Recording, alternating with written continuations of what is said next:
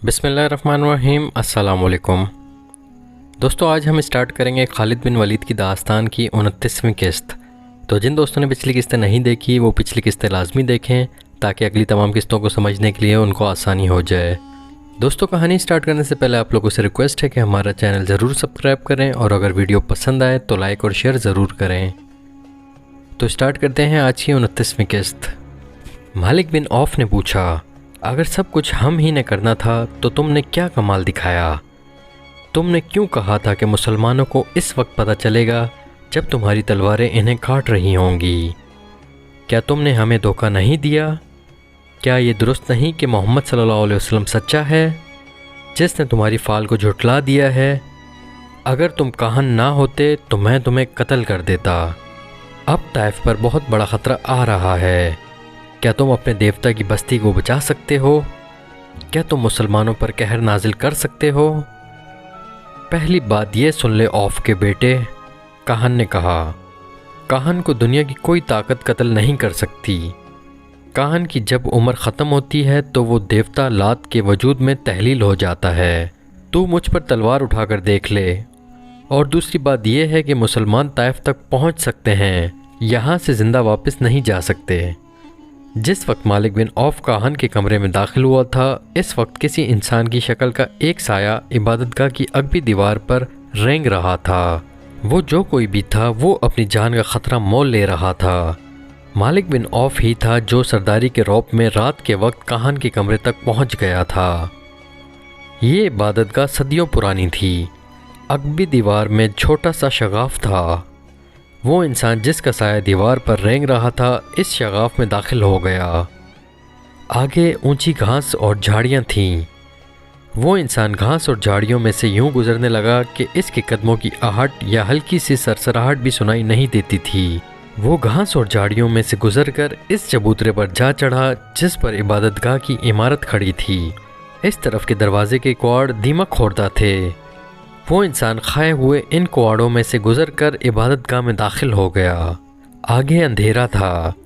इस इंसान ने जूते उतार दिए और दबे पांव आगे बढ़ता गया। इस घुप अंधेरे में वो यूं चला जा रहा था जैसे पहले भी यहाँ आया हो। वो गुलाम गर्दिश की भूल भुलैयों में से गुजरता काहन के कमरे के नज़दीक पहुँच गया। इसे काहन की और किसी की बातें सुनाई दी। वो मालिक बिन औफ था जो काहन के साथ बातें कर रहा था। ये इंसान रुक गया। इसे काहन के कमरे से आती हुई मशल की रोशनी नज़र आ रही थी। मालिक बिन औफ काहन से इतना मरूब हुआ कि वो सर झुकाए हुए वहाँ से निकल गया। ये इंसान जो कहीं भी कहीं छुप गया था आगे बढ़ा। काहन दरवाजे की तरफ देख रहा था। इसकी आंखें हैरत से खुल गईं क्योंकि इसके सामने एक जवां साल लड़की खड़ी थी। इस लड़की को वो पहचानता था। ये वही यहूदा लड़की थी जिसे एक ज़ईफ़ुल उमर यहूदी काहन के पास तोहफे के तौर पर लाया था और इस लड़की के साथ इसने सोने के 2 टुकड़े काहन की नज़र किए थे। ये काहन का इनाम या मुआवजा था।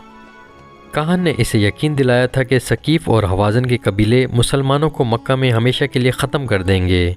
इसने इस बूढ़े यहूदी से कहा था, देवता लात का इशारा कभी गलत नहीं हो सकता। बूढ़ा यहूदी इस यहूदी लड़की को काहन के पास एक रात के लिए छोड़कर चला गया था। ताइफ में वो इस खुशखबरी का मुंतज़िर बैठा था कि सकीफ़ हवाज़न और इनके दोस्त कबीलों ने इस्लाम को मुसलमानों के खून में डबो दिया है। लेकिन हुआ ये कि मालिक बिन औफ सर झुकाए हुए ताइफ में दाखिल हुआ। फिर इसके लश्करी कदम घसीटते हुए 2-2, 4-4 की टोलियों में ताइफ में आने लगे। बूढ़े यहूदी की कमर उमर ने पहले ही दोहरी कर रखी थी। मालिक बिन औफ को शिकस्त खोर्दे की हालत में वापस आते देखकर इसकी कमर जैसे टूट ही गई हो। इसकी कमर पर आखिरी तिनका इस यहूदी लड़की ने रख दिया जिसे वो इनाम के तौर पर काहन के हवाले कर आया था। मैं हैरान हूँ कि तुम जैसे जहांदीदा बुजुर्ग ने धोखा खाया, लड़की ने इसे कहा था। मुझे इस मकरवा काहन के किसी एक लफ्ज़ पर यकीन नहीं आ रहा था। मैंने तुम्हारे हुक्म से अपनी अस्मत कुर्बानी कर दी। मेरे हुक्म से नहीं, बूढ़े यहूदी ने कहा था, खुदा यहूदा के हुक्म से। तुम्हारी अस्मत की कुर्बानी रायगा नहीं जाएगी। यहूदियों में ये रवाज आम था जो अभी तक चला आ रहा है कि मैदान जंग में आने से गरेज करते थे। वो ऐसी चाल चलते थे कि अपने दुश्मनों को आपस में लड़ा दिया करते थे। اس کے لیے وہ دولت کے ساتھ ساتھ اپنی بیٹیوں کی عصمت بھی ایک کامیاب حربے کے طور پر استعمال کرتے تھے۔ یہودیوں کے معاشرے اور مذہب میں عصمت اور آبرو کی کوئی قدر و قیمت نہیں تھی، لیکن لڑکی اپنی قوم سے بہت ہی مختلف ثابت ہوئی۔ وہ بوڑھے یہودی پر ٹوٹ ٹوٹ پڑتی تھی اور کہتی تھی کہ مسلمانوں کا کلا کما ہو جاتا تو وہ فخر سے کہتی کہ اس نے اس مقصد کے لیے اپنی عصمت کی قربانی دی ہے، اور وہ یہ بھی کہتی تھی کہ کاہن نے انہیں دھوکہ دیا ہے۔ رات کو جب بوڑھا یہودی گہری نیند سویا ہوا تھا، یہ لڑکی اٹھی۔ اس نے خنجر اپنے تکیے کے نیچے رکھا ہوا تھا۔ اس نے خنجر نکالا اور اپنے کپڑوں کے اندر چھپا لیا۔ وہ دبے پاؤں باہر نکل گئی۔ ہم جانتے تھے کہ ہمارا جادو تمہیں ایک بار پھر ہمارے پاس لے آئے گا، کاہن اس لڑکی سے کہہ رہا تھا۔ آؤ، دروازے پر کھڑی کیا کر رہی ہو؟ لڑکی آہستہ آہستہ آگے بڑھی اور کاہن کے قریب جا رکی۔ جادو نہیں، انتقام کہو، لڑکی نے اپنی دھیمی آواز میں کہا۔ اس میں قہر اور غضب چھپا ہوا تھا۔ مجھے انتقام کا جادو یہاں تک لے آیا ہے۔ کیا کہہ رہی ہو لڑکی؟ کاہن نے حیرت زدہ مسکراہٹ سے کہا۔ تم مالک بن عوف سے انتقام لینا چاہتی ہو؟ وہ جا چکا ہے، وہ مجھے قتل کرنے آیا تھا۔ کیا کوئی انسان اتنی جرأت کر سکتا ہے کہ لات کے کاہن کو قتل کر دے؟ ہاں، لڑکی نے کہا، ایک انسان ہے جو لات کے کاہن کو قتل کر سکتا ہے۔ وہ لات کا پجاری نہیں، وہ میں ہوں، خدا یہودا کی پجارن۔ لڑکی نے پلک جھپکتے کپڑوں کے اندر سے خنجر نکالا اور کاہن کے دل میں اتار دیا۔ اس کے ساتھ ہی لڑکی نے کاہن کے منہ پر ہاتھ رکھ دیا کہ اس کی اونچی آواز نہ نکل سکے۔ لڑکی نے خنجر نکالا اور کاہن کی شہ رگ کاٹ دی۔ وہ بڑے اطمینان سے کاہن کے کمرے سے نکل آئی اور جس رستے سے وہ آئی تھی عبادت گاہ کے احاطے سے نکل گئی۔ مالک بن عوف اپنی خوابگاہ میں سر جھکائے بیٹھا تھا۔ اس کی چہیتی بیوی اس کے پاس بیٹھی تھی۔ غلام نے اطلاع دی کہ ایک اجنبی جوان عورت آئی ہے جس کے کپڑے خون سے لال ہیں اور اس کے ہاتھ میں خون آلودہ خنجر ہے۔ مالک بن عوف جو نیم مردہ نظر آ رہا تھا اچھل پڑا اور بولا کہ اسے اندر لے آؤ۔ اس کی اور اس کی بیوی کی نظریں دروازے پر جم گئیں۔ وہ جوان عورت دروازے میں آ کھڑی ہوئی اور بولی، جو کام تم نہیں کر سکے تھے وہ میں کر آئی ہوں۔ میں نے کاہن کو قتل کر دیا ہے۔ مالک بن عوف پر سناٹا طاری ہو گیا۔ اس کے چہرے پر خوف کی برچھیاں نظر آنے لگیں۔ اس نے لپک کر تلوار اٹھائی اور نیام پرے پھینک کر لڑکی کی طرف بڑھا۔ اس کی بیوی راستے میں آ گئی۔ اس لڑکی نے جو کچھ کیا ہے ٹھیک کیا ہے، بیوی نے اسے کہا۔ تمہیں جھوٹے سہارے اور جھوٹے اشارے دینے والا مر گیا ہے، اچھا ہوا ہے۔ تم نہیں جانتی ہم پر کیا قہر نازل ہونے والا ہے۔ مالک بن عوف نے کہا، تم پر کوئی قہر نازل نہیں ہوگا۔ یہودی لڑکی نے کہا، کیا کاہن نے تمہیں کہا نہیں تھا کہ کاہن کو کوئی قتل نہیں کر سکتا، اور کاہن کی جب عمر پوری ہو جاتی ہے تو وہ دیوتا لات کے وجود میں تحلیل ہو جاتا ہے؟ اگر تم میں جرأت ہے تو لات کے مجاوروں سے کہو کہ اپنے کاہن کی لاش لات کے وجود میں تحلیل کر دیں۔ اس کی لاش کو باہر رکھ دو، پھر دیکھو گدھ اور کتے کس طرح کھاتے ہیں۔ مالک بن عوف کی بیوی نے مالک کے ہاتھ سے تلوار لے لی اور پلنگ پر پھینک دی۔ ہوش میں آ عوف کے بیٹے، بیوی نے اسے کہا، اپنی قسمت اس شخص کے ہاتھ میں نہ دے جو ایک لڑکی کے خنجر سے قتل ہو گیا ہے۔ اس نے غلام کو بلایا اور اس سے کہا، یہ لڑکی ہماری مہمان ہے، اس کے غسل اور آرام کا انتظام کرو۔ مالک بن عوف کے چہرے سے خوف کا تاثر دھلنے لگا۔ بیوی نے اس کے خیالوں میں انقلاب برپا کر دیا۔ صبح طلوع ہو رہی تھی جب شکست اور غم کے مارے ہوئے مالک بن عوف کو دو اطلاعیں ملی۔ ایک یہ کہ رات کو کاہن قتل ہو گیا ہے، اور مجاوریہ کہہ رہے ہیں کہ رات مالک بن عوف کے سوا کاہن کے کمرے میں اور کوئی داخل نہیں ہوا تھا، اور نہ رات کے وقت کسی کو وہاں تک جانے کی جرأت ہو سکتی ہے۔ مجاوروں نے یہ مشہور کر دیا تھا کہ کاہن کو مالک بن عوف نے خود قتل کیا ہے یا قتل کروایا ہے۔ مالک بن عوف کو دوسری خبر یہ ملی کہ مسلمان جو طائف کی طرف بڑھے چلے آ رہے تھے معلوم نہیں کدھر چلے گئے ہیں۔ یہ خبر ایسی تھی جس نے مالک بن عوف کے حوصلے میں کچھ جان پیدا کر دی۔ اس نے تیز رفتار گھوڑوں پر 2-3 قاصد اس راستے کی طرف دوڑا دیے جو حنین سے طائف کی طرف آتا تھا۔ اس کے بعد وہ عبادت گاہ کی طرف چلا گیا۔ اس نے لوگوں کو بڑی مشکل سے یقین دلایا کہ وہ مقدس کاہن کو قتل کرنے کی جرات نہیں کر سکتا۔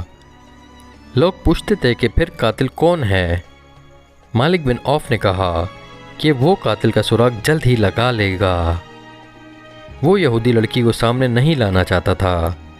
اس نے لوگوں کی توجہ ادھر سے ہٹا کر مسلمانوں کی طرف کر دی جو طائف کو محاصرے میں لینے کے لیے بڑے آ رہے تھے۔ وہ عبادت گاہ کے اندر چلا گیا۔ اس نے مجاوروں کے ساتھ کسی طرح معاملہ طے کر لیا۔ لات کے پجاریوں، ایک بوڑھے مجاور نے باہر آ کر لوگوں کے ہراساں ہجوم سے کہا، ہمارے مقدس کاہن کو کسی نے قتل نہیں کیا، وہ دیوتا لات کے وجود میں گھل مل گیا ہے۔ دیوتا لات کے حکم سے اب میں کاہن ہوں۔ جاؤ اپنی بستی کو اس دشمن سے بچاؤ جو بڑا چلا آ رہا ہے۔ مالک بن عوف جب اپنے گھر پہنچا تو کچھ دیر بعد اس کے بھیجے ہوئے قاصد واپس آ گئے۔ انہوں نے اسے بتایا کہ راستے پر جو طائف کی طرف آتا ہے اس پہ مسلمانوں کا نام و نشان بھی نہیں ہے۔ مالک بن عوف نے اپنے آپ کو دھوکے میں نہ رکھا۔ اس نے اپنے قبیلے کے سرداروں سے کہا کہ محمد صلی اللہ علیہ وسلم اپنے دشمن کو بخشنے والا نہیں، وہ کسی نہ کسی طرف سے جوابی وار ضرور کرے گا۔ اس نے اعلان کیا کہ شہر کے دفاعی انتظامات میں کوئی کمی نہ رہنے دی جائے۔ قاصدوں نے مالک بن عوف کو بالکل صحیح اطلاع دی تھی کہ طائف کے راستے پر مسلمانوں کا نام و نشان نظر نہیں آتا، لیکن مسلمان سیلاب کی طرح طائف کی طرف بڑے چلے آ رہے تھے۔ انہوں نے رسول اکرم صلی اللہ علیہ وسلم کے حکم سے راستہ بدل لیا تھا۔ بدلا ہوا راستہ بہت لمبا تھا، لیکن رسول کریم صلی اللہ علیہ وسلم نے اتنا لمبا راستہ اختیار کرنے کا فیصلہ اس لیے کیا تھا کہ چھوٹا راستہ پہاڑیوں اور چٹانوں میں سے گزرتا تھا، کھڈ نالے بھی تھے۔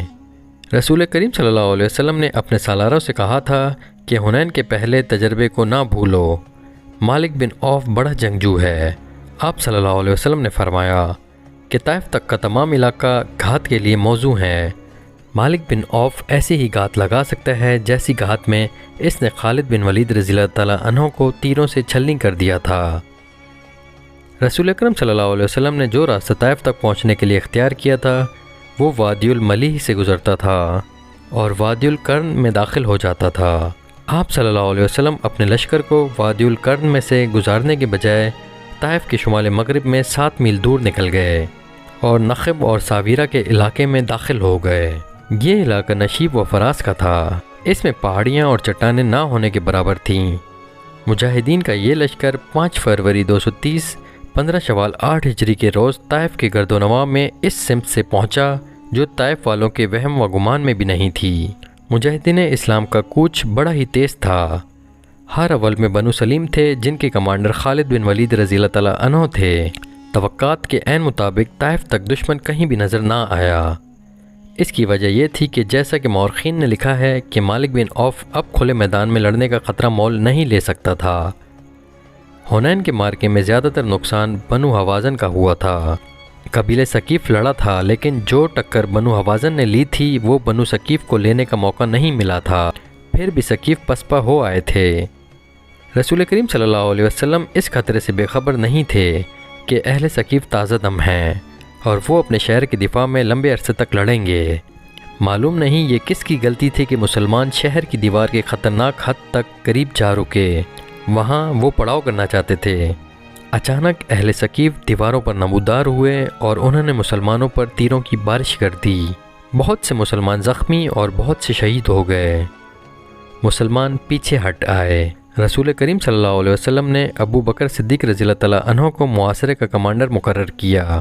حضرت ابو بکر صدیق رضی اللہ تعالیٰ عنہ نے بڑی تیزی سے شہر کا محاصرہ مکمل کر لیا۔ انہوں نے ان راستوں پر زیادہ نفری کے دستے رکھے جن راستوں سے دشمن کا فرار ممکن تھا۔ شہر کا دفاع بڑا مضبوط تھا۔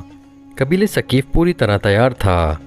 مسلمان تیر اندازی کے سوا اور کوئی کارروائی نہیں کر سکتے تھے۔ مجاہدین نے یہاں تک بے خوفی کے مظاہرے کیے کہ شہر کی دیوار کے قریب جا کر اہل ثقیف کے ان تیر اندازوں پر تیر پھینکے جو دیواروں پر تھے۔ چونکہ وہ دیواروں پر تھے اور انہیں رکاوٹ بھی میسر تھی اس لیے ان کے تیر مسلمانوں کا زیادہ نقصان کرتے تھے۔ مسلمان تیر اندازوں کی وجہ سے پیچھے ہٹاتے تھے۔ مسلمانوں کے زخمیوں میں بڑی تیزی سے اضافہ ہو رہا تھا۔ محاصرے کے کمانڈر ابو بکر صدیق رضی اللہ تعالیٰ عنہ کے اپنے بیٹے عبداللہ رضی اللہ تعالیٰ عنہ بنو ثقیف کے تیروں سے شہید ہو گئے۔ 5 دن اسی طرح گزر گئے۔ تاریخ اسلام کی مشہور و معروف شخصیت سلمان فارسی رضی اللہ تعالیٰ عنہ لشکر کے ساتھ تھے۔ جنگ خندق میں مدینہ کے دفاع کے لیے جو خندق کھودی گئی تھی وہ سلمان فارسی رضی اللہ تعالیٰ عنہ کی جنگی دانش کا کمال تھا۔ اس سے پہلے عرب خندق کے طریقے دفاع سے ناواقف تھے۔ اب سلمان فارسی رضی اللہ تعالیٰ عنہ نے دیکھا کہ محاصرہ کامیاب نہیں ہو رہا تو انہوں نے شہر پر پتھر پھینکنے کے لیے ایک منجنیق تیار کروائی، لیکن یہ کامیاب نہ ہو سکی۔ سلمان فارسی رضی اللہ تعالیٰ عنہ نے ایک دبابہ تیار کروائی۔